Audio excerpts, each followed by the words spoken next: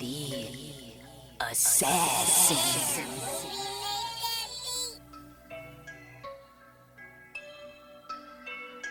You know I break necks, call me Jack Tate. I have no regrets while your life is fading. I'm a crazy fuck equivalent to Satan. When I'm behind the mic, I feel like the greatest. You know I break necks, call me Jack Tate. I have no regrets while your life is fading. I'm a crazy fuck equivalent to Satan. When I'm behind the mic, I feel like the greatest. What up, y'all? You're listening to Sports Talk with Tropp, and I'm your host, Katie Tropp. Well, man, I think Aaron Rodgers is back. I think he's overcome that Achilles injury, and I think we have the old Aaron Rodgers back. You know, the four-time MVP, Super Bowl champion Aaron Rodgers back. He was even mobile last night. The dude was even running around.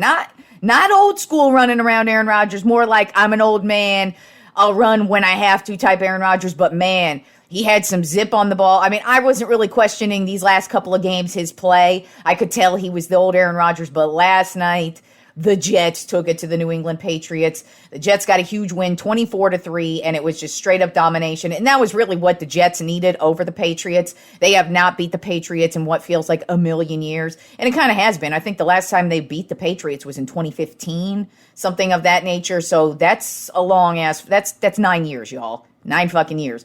So, good for them. They got a big win. I mean, they absolutely obliterated the Patriots. The Patriots looked how I expect them to look the rest of the season. In complete disarray when it comes to the offensive side of the ball, and not a lot going on the defensive side of the ball. The Jets defense had Jacoby on his fucking ass all last night. I mean, he was running for his life, and it was just the Jets were just swarming.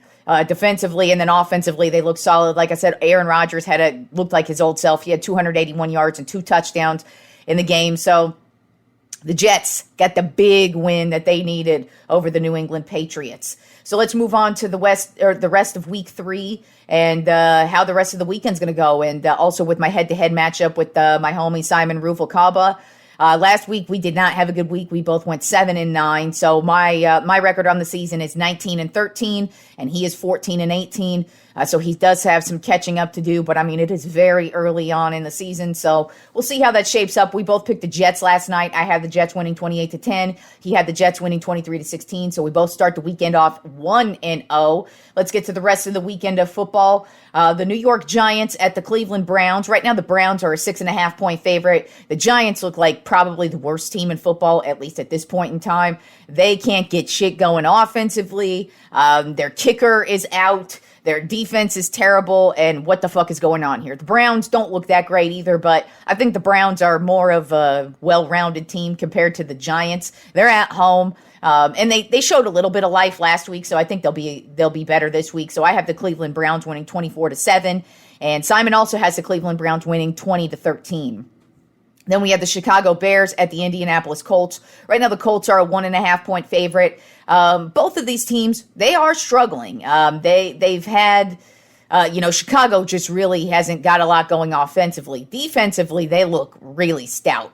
They're pretty much why they got their first win. And then, hell, even in their last loss, they were still in it the majority of the game, and that's because their defense was just all in it. So I'm not really worried about the Chicago Bears defense, but the offense still has a lot of work to do. And you look at the Colts, it's kind of a similar situation here. Unfortunately, they lost their big defensive tackle, DeForest Buckner. He's going to be out for looks like the next month. So that's pretty unfortunate for them.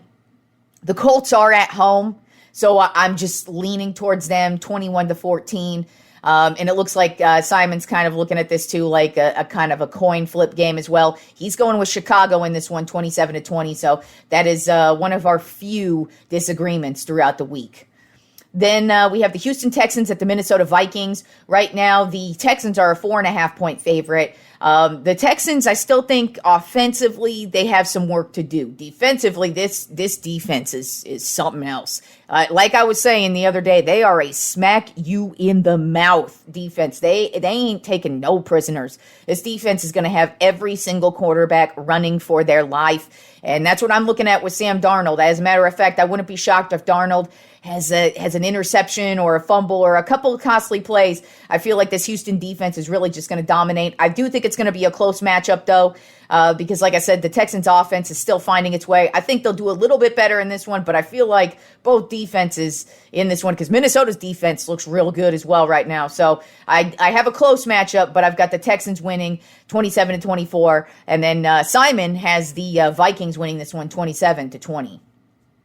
Then we have the Philadelphia Eagles at the New Orleans Saints. Right now, the Eagles are a 2.5-point favorite, which is weird because I think the Saints are a much better team. The Saints, like I said, they have put together two basically perfect games to start the season.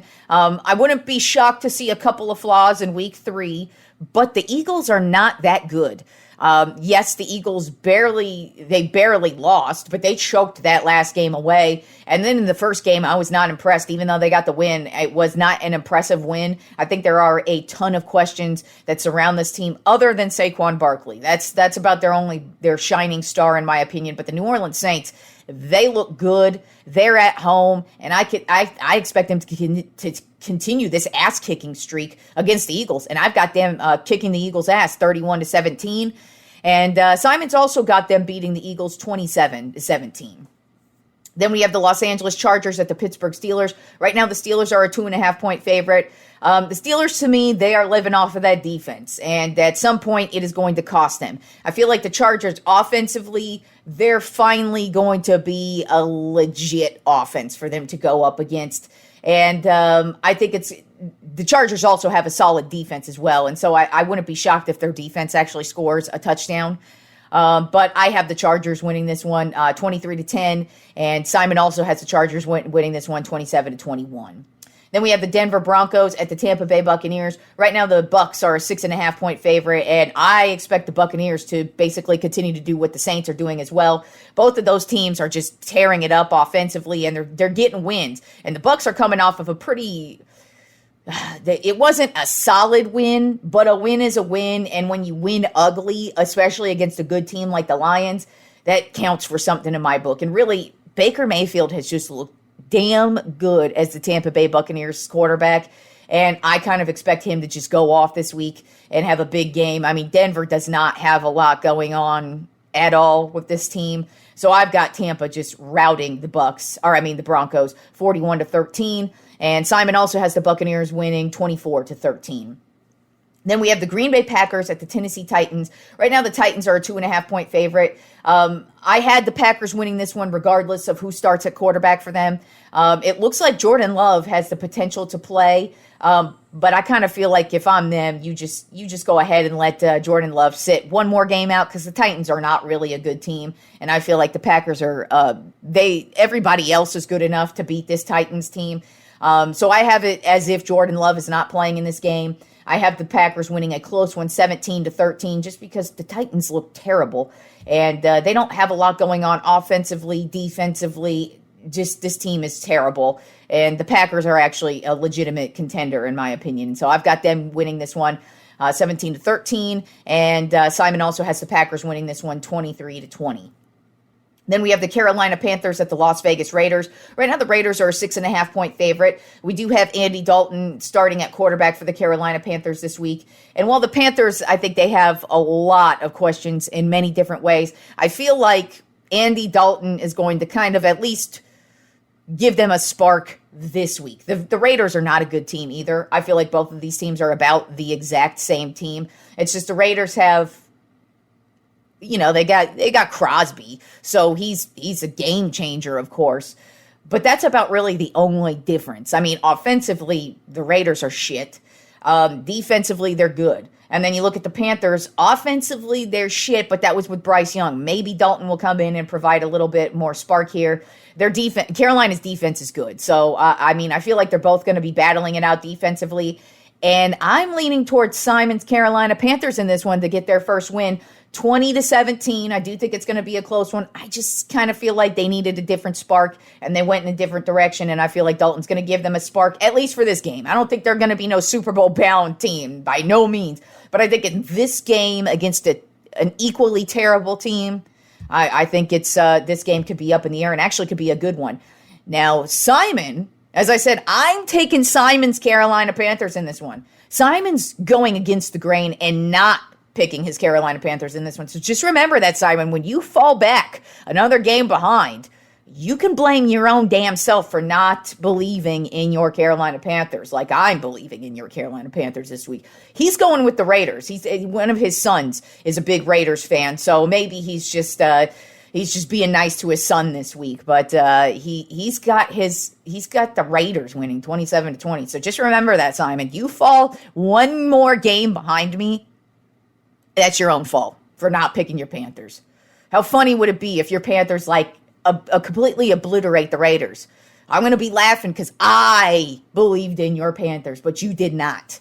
Just remember that. Your Panthers are going to remember that. And you're all they got at this point, dude. But anyways, let's get on to the rest of the games for this weekend. Now the late afternoon games, we have the Miami Dolphins at the Seattle Seahawks. Right now the Seahawks are a 5.5-point favorite. There's going to be no Tua Tagovailoa at quarterback, at least for the next month, that's for sure. And I was not impressed with, they already did not look that impressive against the Buffalo Bills last week prior to his injury. And then when he went out, their offense went completely anemic. And I'm expecting the same this week. The Seahawks actually look pretty decent. I don't know if they're for real or if it's just more they're playing a couple of shitty teams to start the season. But whatever. I think they're a much better team and have a lot more going on than the Dolphins do at this point in time. So I've got the Seahawks winning 20-6. And Simon also has the Seahawks winning 34-17. Then we have the Detroit Lions at the Arizona Cardinals. Right now, the Lions are a 3.5-point favorite. I am looking at this game as it being an offensive battle. I look at both of these teams basically just exchanging touchdown for touchdown or field goal for field goal. I feel like almost every drive is going to be a scoring drive on this one for some reason. That's just how I'm feeling. I do think the Lions are coming off of a real tough loss last week at home. So I think they're going to bounce back in this one, and I think they're going to eke out the Arizona Cardinals 30-27. And Simon also has the Lions winning this one 38-28. Then we have the Baltimore Ravens at the Dallas Cowboys. Right now, the Ravens are a 1.5-point favorite. Both of these teams coming off of losses last week, and the Cowboys just got completely stomped into oblivion. So I kind of look at the Cowboys. I feel like they're going to take that loss and rewrite a lot of those shitty wrongs from last week and get right this week. Now, Baltimore always plays the Cowboys rough. It's always a battle in these games. So I'm expecting this to be a battle. I think both teams really need the win. They really want the win. But, unlike Simon, I stick with my team. I'm going with my Dallas Cowboys in a close one, 24-23. And he also is going with my Cowboys in this one, 35-21. Man, he's got the Cowboys really beating the Ravens. I would like to see that. Trust me, I would love to see that. But after last week, the Cowboys are gonna have to prove some shit to me in this one. But of course, I'm not turning my back on my team like Simon is doing to his Carolina Panthers. Then we have the San Francisco 49ers at the Los Angeles Rams. Right now, the Niners are a 7.5-point favorite. The Rams lost Cooper Kupp now. They don't have Nakua. They don't have Cooper Kupp. They still have Stafford, and they still have Kyren Williams in the backfield, but there are just too many questions with this Rams team. And the Niners, even though they're going to be without Debo and McCaffrey in this game, they still have a plethora of talent, especially on the defensive side of the ball. And I really don't expect this to be a typical Rams-Niners games. Those are usually really close matchups. Not this one. I actually think the Niners are going to dominate this one 27-10. And Simon thinks it's going to be a typical Niners-Rams matchup, though. He's got the Niners winning a close one 27-24. Then our Sunday night football matchup is the Kansas City Chiefs at the Atlanta Falcons. Right now, the Chiefs are a 4.5-point favorite. I feel like this is going to be the Chiefs' coming out game, if you will, meaning this is going to be an ass kicking. I feel like they're going to come out and dominate from the start. Atlanta, yes, they are coming off of that huge win over the Eagles last week in Philadelphia, but Kirk Cousins, unlike Aaron Rodgers, he does not look like his typical Kirk Cousins. Now, some people think typical Kirk Cousins is a shitty quarterback. In the regular season, he's actually a pretty solid quarterback. And he puts up numbers. Right now, he looks like he's still kind of struggling to come back from his Achilles injury. And I don't know, maybe it's a combination of that. Plus, he's in a whole new offense, and he doesn't really have an offensive coach. Raheem Morris is a defensive coach. So I don't know if that's going to be helpful for Kirk Cousins at all. And I just saw them struggling offensively last week, and this Chiefs team is not the team you want to struggle against, especially because this defense on the Kansas City Chiefs side of the ball, they are nothing to fuck with. So I kind of look at the Chiefs just dominating this one completely. I've got them winning 31-20, and Simon also has the Chiefs dominating this one 30-17. Then on Monday Night Football, we actually have two games this week. Beginning with the Jacksonville Jaguars at the Buffalo Bills. Right now, the Bills are a 5.5-point favorite. The first game was very shaky from the Bills, but they really put together a pretty solid game against the Dolphins last week. So we'll see what we get from them this week. The Jaguars, on the other hand, they are the Jaguars. They just can't get any consistent football going. Now, I would not be shocked if the Jaguars walked up to Buffalo and won this one, because Buffalo is that weird team where they just randomly lose weird games, and Jacksonville's that team where they randomly win weird games. But with that being said, I think the Bills are just a better team, and with Jacksonville, I don't know what the fuck we're getting yet. So I'm going with Buffalo just because they're at home on this one, 26-19. This is one disagreement between Simon and I this week. He has the Jacksonville Jaguars winning a close one, 24-23. Then we have the Washington Commanders at the Cincinnati Bengals. Right now, the Bengals are a 7.5-point favorite, and I think this is going to be a game where the Bengals put it together. You could tell the first game was complete disarray. The last game, they were starting to put shit together, but then they just started to get in their own way. This game, I think they're going to put it together. I mean, the Commanders are not a really good team. They are a young team. They've got a rookie at quarterback. So I really actually expect the Bengals to really just come out on fire in this one and really dominate from start to finish. I've got the Bengals winning big, 42-20. And Simon also has the Bengals winning big, 34-21. So that's what we've got for week 3.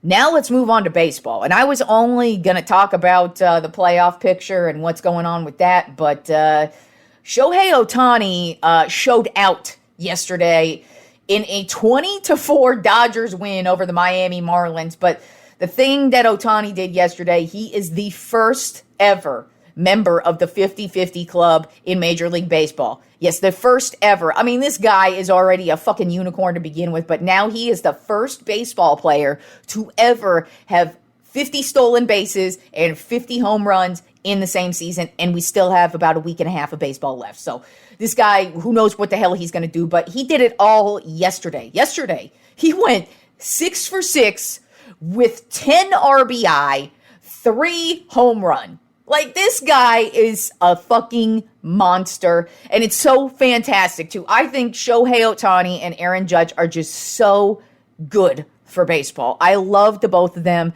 I can't wait till Ohtani can finally pitch again, because it is going to be fantastic to see a guy pitch and hit the way this guy does at the same time, and I'm looking forward to it. But I just love that both Ohtani and Judge are going to the playoffs this year. They're both on legit teams. Hell, who knows? Maybe we are going to get a World Series versus the Yankees and Dodgers and get to see these two go head to head up against each other. I mean, I'm looking so forward to Major League Baseball playoffs this year just because of those two players. I love those two players. I feel they are so fantastic for baseball. And I'm so glad we finally get to see the both of them in the playoffs this year and see what they both got, because that's all they're missing.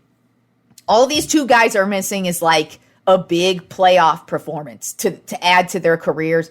They have really yet to get it done because, Ohtani was with the Angels and that team was shit. They did nothing to get into the postseason. And then the Yankees have kind of been shit for Aaron Judge's time with the Yankees. I mean, starting pitching wise, I mean, he's been great. And the lineup's been pretty much great as well. But I mean, overall, this Yankees team has not been a legit contender since Aaron Judge has been killing it the way he's been killing it. So it's nice that we are going to get to see the two of them make it into the playoffs on good teams, and who knows, maybe that is what we're going to get for the World Series. But let's take a look at the playoff picture and how it's looking. We actually have some teams who have officially clinched and even won their division. So let's begin with the American League. The number one seed right now would be the New York Yankees, who have clinched a playoff spot. They have not won their division. They actually have a full 4-game lead over the Orioles right now, who are still slumping. The Orioles are not looking good heading into the postseason. The Yankees, on the other hand, they are starting to get it put together, and we'll see if they're able to maintain some consistency heading into the playoffs. But they are headed to the playoffs for sure. Then the number 2 seed, Cleveland Guardians, they also clinched a playoff spot yesterday. They have not officially won their division yet, but they do hold a 6.5-game lead over the Kansas City Royals right now. And then the third place spot goes to the Houston Astros, who lead their division by 5 games over the Seattle Mariners. And then the wild card spots right now, looking at the Baltimore Orioles in the top spot, the Kansas City Royals in the second spot. And right now, the Detroit Tigers and the Minnesota Twins are tied for that third place spot in the wild card. Like, I thought the Tigers weren't going to make it. The Tigers actually looking like they're going to nab that last spot, because Minnesota's starting to fall off, and then the other 2 teams in the distance for the wild card spot. Seattle Mariners, they're 2 games out. Boston Red Sox are 4 games out. They got an outside shot, but it's looking like it's going to be a battle between Detroit and Minnesota for that last spot there. But that's how we're looking in the American League. Turning to the National League, the number 1 spot right now belongs to the Los Angeles Dodgers. They clinched a playoff spot. So like I said, we are getting to see Ohtani and Judge for sure, because they both clinched playoff spots over the last couple of days. Dodgers clinched their playoff spot, and they they have not won their division yet, but they hold a 4-game lead over the San Diego Padres. Then the second place spot right now in the National League goes to the Philadelphia Phillies, who have not clinched a playoff spot yet, but they should any day. They have a 6-game lead over the New York Mets. Then the Milwaukee Brewers, not only did they clinch a playoff spot, but they won the National League Central Division. So they are not only headed to the playoffs, but they got that number 3 spot on lockdown. And you know what? Good for the Brewers. This team had the lead of the division from start to finish of the season. So that's what you like to see. That is how you want to roll into the playoffs. I don't know how much I believe in them in the playoffs, but that is how you want to roll into the playoffs. So the Brewers not only clinched a playoff spot, they won their division, and they had that division lead from start to finish, and it wasn't even close for the most part. Then the wild card spots right now in the National League, got the San Diego Padres, Arizona Diamondbacks, and the New York Mets holding down those top 3 spots, with the Atlanta Braves 2 games behind the Mets. So it's definitely going to be a battle. I mean, the Padres, Diamondbacks, the Mets, the Braves, they're all rotating between each other. I feel like the Padres and Diamondbacks got it on lock. It's really a battle between the Mets and the Braves. But we'll see there. I mean, this is going to be, it's basically already playoff baseball at this point in time. I mean, we've got teams already clinching, and we got teams battling it out for both of these wild card spots in both of the American League and National League. But like I said, I'm looking forward to having both Shohei Ohtani and Aaron Judge in the postseason, and we need one or both of them to add to their legacies, because I personally, and I hate the Dodgers, y'all. I am a San Francisco Giants fan. I fucking hate the Dodgers, but it is so hard to not root for Shohei Ohtani, because he's a unicorn. The reason why you call him a unicorn is because we've never seen this before, and the guy is doing things that we have never seen before. It's same with Aaron Judge. So get ready for the MLB postseason. I think it's going to be a good one.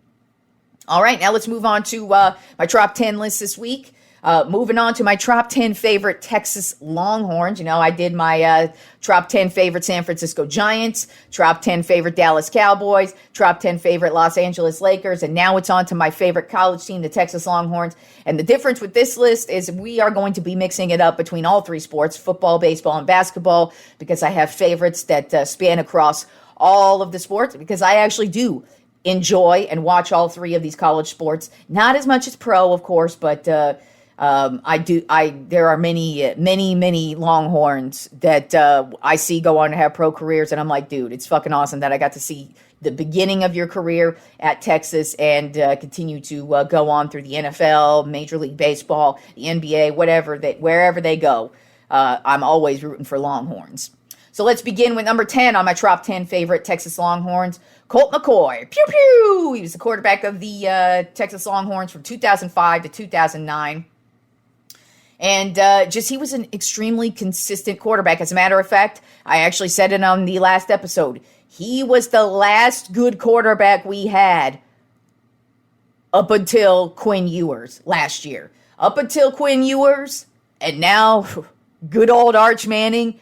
It's been so fucking long since we've seen any halfway decent quarterback play since Colt McCoy. But McCoy had some zip on his arm there, and he just was so consistent. The only thing that sucked about McCoy is that a couple of his seasons got ruined due to injury, and one of those seasons, it actually happened in the national championship game, right at the beginning of the game. Who knows how that game would have turned out? I mean, it was against a good Alabama team. As a matter of fact, that was the beginning of the reign of the Alabama dynasty and Nick Saban era. So we basically started that shit. But who knows how that would have ended up had Colt McCoy not got injured.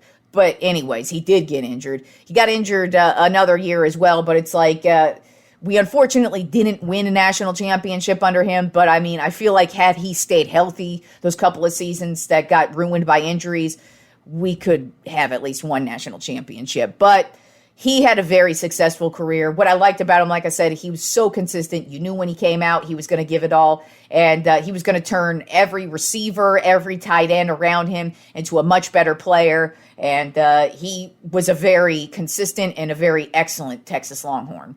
Owns a shit ton of records, too. Then at number 9 on my top 10 favorite Texas Longhorns, Limas Sweed. Played wide receiver for the Texas Longhorns from 2004 to 2007. This was another consistent motherfucker. He played with both McCoy and Vince Young, but they both could count on him. You just always knew if you bombed it downfield, Limas Sweed was going to be there, and he was so reliable, never dropped the pass. Got to say, too, I have a little tiny personal connection to him. I used to work at a little postal store, kind of like a UPS store, but it was owned by it was a small business, and I used to run the place. And Limas Sweed actually would come in on a regular basis, and he'd come in and talk football. Now this was post even his NFL career, but what I liked about it is I got to actually like ask him a whole bunch of questions about like who he played with, who was his favorite quarterback he played with. As a matter of fact, his favorite quarterback to play with. So he played with Colt McCoy, Vince Young, and Ben Roethlisberger. These are all three excellent quarterbacks, and they all had different style though. But he played with all three of them. His favorite, he told me, was Colt McCoy. So I got to talk to him on that type of level where I got to actually ask him fun, interesting questions, at least for me, because I love the sport of football just in general. And if I'm able to ever have a chance to speak with somebody who's ever played at that type of level, I want to talk to them. And, unfortunately, Limas's career got completely marred by injuries in both his college career and his pro career. But, I mean, his pro career was really cut short due to injuries. But there were a couple of seasons as well. He had some injuries in college, and unfortunately, he didn't get to play in finish some seasons out and finish some games out. But when he was in the game, he was an extremely reliable wide receiver, one of my favorite receivers to watch, which says a lot, too, because I know a lot of people would put Roy Williams above him, but I personally have always been partial to Limas Sweed. And then, the extra little personal connection where he'd come into my store and we'd just shoot the shit for a while, and he didn't act like he was too good either. There are some, because, I live in Austin, Texas, and you will encounter some of these football players, and let me tell you, there's one guy, I'm not going to name his name, but you could tell he walks around and acts like his shit don't stink. He's an asshole, and he also parks in handicap spots as well, and he ain't handicapped. And I'm going to keep it real with you. That is a personal, thing I fucking hate. Because if you can walk, and you are healthy enough to walk, don't fucking take a spot from somebody who can't walk. So, yeah, Limas Sweed, the fact that he was actually really cool to me every time, because we had multiple encounters, every time I would talk to him, he was always nice, always a good dude. So not only did I think he was an excellent football player, but he's also just in general a good dude in my experience. Then at number 8 on my top 10 favorite Texas Longhorns, DJ Augustine, played point guard for the Texas Longhorns from 2006 to 2008. One thing that I just remember about him is I moved here to Austin in 2007, and I just remember watching him. I remember because I worked at a Texas Longhorns store in the mall. So, we paid attention to the games, of course. I mean, I always do. But, I remember I moved here and he was playing for the team. And he was one of the stars of the team. Of course, Kevin Durant as well. They both played they overlapped and played on the same team with each other. And he and Durant were so much fun to watch. But Augustine was just such a great ball handler. And he actually would go on to have a pretty solid pro career as well. He was a journeyman, so he has a list of 10 teams he's played for, but he was consistent. And especially when he was at Texas, I really enjoyed his time here at Texas, and it just reminds me of when I first moved to Texas. Then at number 7 on my top 10 favorite Texas Longhorns, Earl Thomas. Played safety for the football team from 2007 to 2009. I loved Earl Thomas. He was a ball hawk and would blow your ass up. And he would go on to be a part of the Legion of Boom of the Seattle Seahawks, and he would still go on to just blow you up. They were called the Legion of Boom for a reason, and he was a huge focal point of that defense. But when he was with Texas, oh, God, I would love just watching Earl Thomas just fuck with the quarterback so much. I mean, he could get sacks. He could get interceptions. He was always near the ball. He just was such a reliable and fun safety to watch. Man, I loved Earl Thomas, and I loved watching him in his pro career as well. Then at number 6 on my top 10 favorite Texas Longhorns, Brian Arakpo. Played linebacker for the Texas Longhorns from 2004 to 2008, and this dude is literally one of the greatest defenders in Texas Longhorn football history. This guy was, he had quarterbacks running for days. When I talk about the Houston Texans and their smack you in the face defense, this motherfucker will smack you in the face, push you into the ground, and fucking just kill your ass. He just had all quarterbacks running for days. I loved Brian Arakpo. I miss Brian Arakpo. I hated He got drafted by the freaking Washington Redskins, and I hate the Redskins. I hate the Washington Redskins because, I'm sorry, they're the Commanders now. But guess what? They were the Redskins at the time, and I don't erase that shit. That's what they were, so go fuck yourself if you got a problem with it. But Brian Arakpo was drafted by the Redskins. I still rooted for him in a Redskins uniform. That's how dope this dude was. He was such an excellent defensive end. I mean, he was technically a linebacker, but he could switch the role between linebacker and defensive end. And this guy was just always in the backfield, always in the quarterback's face, and just such a fun defender to watch. Then at number 5 on my top 10 favorite Texas Longhorns, LaMarcus Aldridge played power forward / center for the basketball team from 2004 to 2006, and he just was such a fun player to watch. He just always in the middle, always catching rebounds, always doing everything he needed to do, and was usually the most dominant player on the team, and really just had a really... And it was cool, too, because we basically went from him to Kevin Durant. So it was like we got to watch 2 excellent basketball players back-to-back. And then, of course, Augustine, throw him in there as well. But Aldridge was just such a consistent guy in the middle and would actually go on to have a pretty similar career like Augustine, where he was basically a journeyman. But everywhere he went, he was a focal point and just really contributed a lot to the team until injuries got the best of him. Then at number 4 in my top 10 favorite Texas Longhorns, Brandon Belt. Played first base for the Texas Longhorns baseball team from 2008 to 2009. What I love most about Brandon Belt is not only did I get to root for him as a Texas Longhorn, but he would get drafted by my San Francisco Giants and be a part of a couple of World Series teams as well and be one of the most consistent players ever. And I got to see this dude's career from the very beginning. I remember when he played for the Longhorns. I don't watch all Longhorns baseball. Baseball for me with the Longhorns is very hit or miss because, it's not on every channel, even though I'm here in Austin. So it's like you got to kind of search it out if you want to watch the Longhorns baseball team. But when I did watch and he would play, I just was like, God, this guy's going to translate so well to the pros. And when he got drafted by my Giants, I was like, hell yes. I hope he does well in the minor leagues, which he did, and he would get called up eventually. I think he spent a year and a half or 2 years in the minor leagues, then the Giants would eventually call him up. And he is a Giants legend, that is for sure. I mean, like I said, he won a couple of World Series, but he was so consistent, and he just was one of such a great baseball player to watch, and I'm privileged to not only root for him as a Texas Longhorn, but also as a San Francisco Giant. Then at number 3 on my top 10 favorite Texas Longhorns, Ricky Williams. Played running back for the Texas Longhorns from 1995 to 1998. And the reason why I love Ricky Williams is he is why I'm a Texas Longhorns fan. So my sports fandom begins with the Dallas Cowboys. I have been a Dallas Cowboys fan forever. I love football more than anything. You ask me my favorite sport, it is football. If football, baseball, and basketball are all on at the same time, I'm picking football. It doesn't matter, even if it's the shittiest matchup you could think of. I'm going to watch football over everything. So Ricky Williams I kind of was like already leaning towards being a Texas Longhorns fan as a kid because I was a Dallas Cowboys fan. So they kind of was like, oh, I should probably root for the Longhorns because I root for the Cowboys. But Ricky Williams really busted it open for me and really made me a Longhorns fan because I specifically remember his Heisman Trophy 1998 season.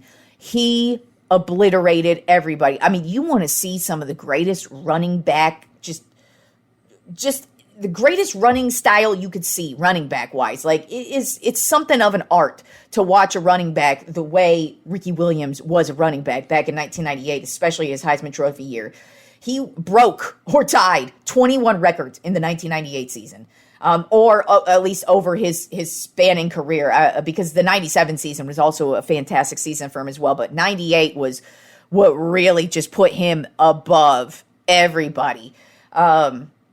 But you just want to see some amazing running back style. Just he would run through people, but he also had a finesse about him. He could catch out of the backfield as well. He just was such a Swiss Army knife as a running back, but he still would just boom, mow through your ass. And he's why I'm a Longhorns fan. So, and it's that 98 season, because I just remember as a kid, I was like, man, this guy is awesome. And I've basically been a Longhorns fan ever since that 1998 season with Ricky Williams.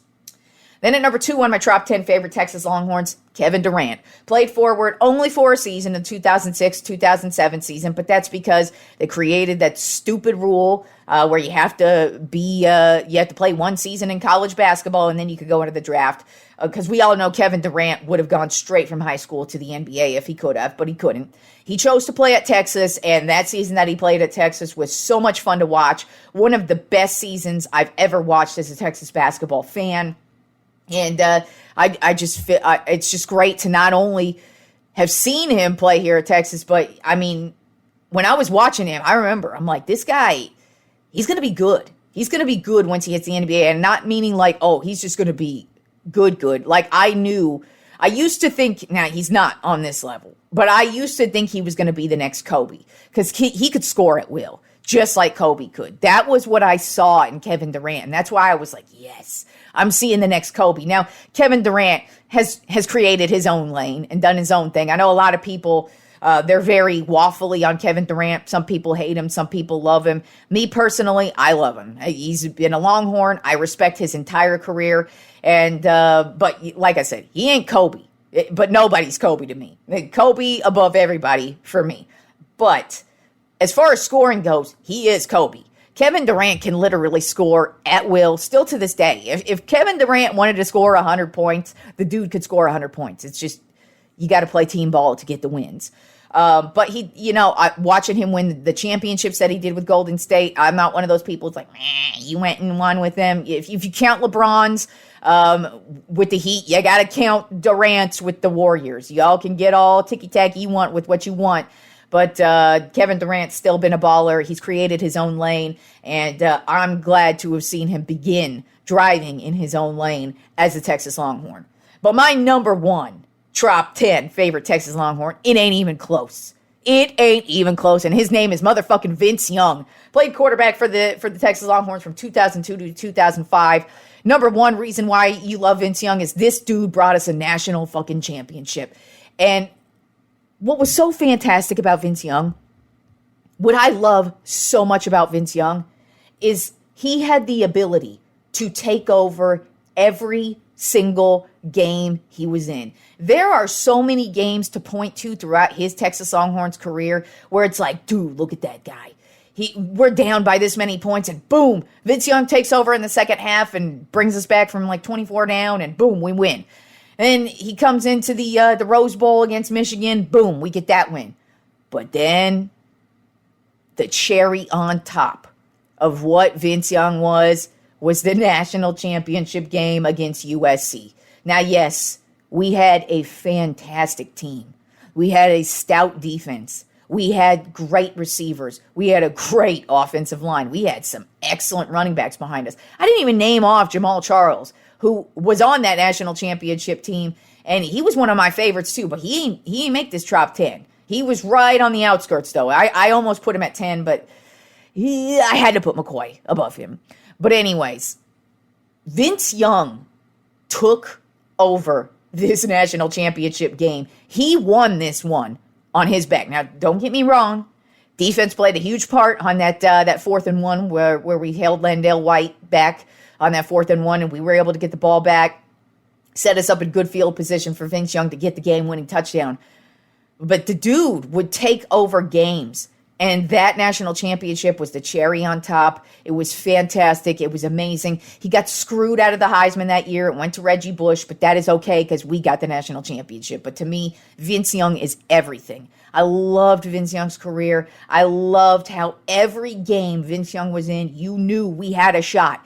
You knew, even if we were down, it didn't matter. Vince Young was that type of player, and he proved it on numerous occasions that he could take over, and he was bringing us back. And he even did it on the mountaintop and brought us back a national championship to Austin fucking Texas, y'all. So Vince Young, always going to be number one. Dude's got a tattoo on my body. If you are my favorite type of player, you get a tattoo on my body. Vince Young has a tattoo on my body because Vince Young is my favorite fucking Texas Longhorn. And he was so much fun to watch. All right, y'all, that is the show for today. So enjoy the weekend of sports, and I will talk to you all on Monday.